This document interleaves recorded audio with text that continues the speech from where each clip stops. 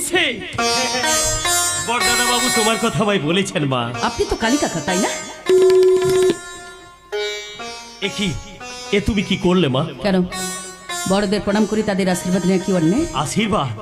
আসলে আমাদের মতো মানুষের আশীর্বাদ করতে পারে এটাই তো আমার জানা ছিল না মা। কিন্তু মালিক বাবুর মুখে শুনেছি আপনি এবারের অভিভাবক, আর অভিভাবকরাই তো গুরুজন হন। তাদের আশীর্বাদ না পেলে জীবনে চলার পথে আমি সাফল্য পাবো কি করে বলুন? এই আমি কার কথা শুনছি? আমার রানীমাও যে ঠিক এই কথা? না না না, আমি ভুল শুনছি না তো। যদি আমার আশীর্বাদের শক্তি থাকে তাহলে আমি তোমায় প্রাণ ভরে আশীর্বাদ করি মা। কালী কাকা, জীবনের প্রতিটি লড়াইয়ে তুমি জয়ী হও, জয়ী। হেরে যেও না মাগো, কালী কাকা, হেরে যেও না। কালী কাকা, কালী কাকা। মনে রেখো, তুমি কিন্তু আমাদের দুই বুড়ো ছেলের শেষ ভরসা মাগো, শেষ ভরসা।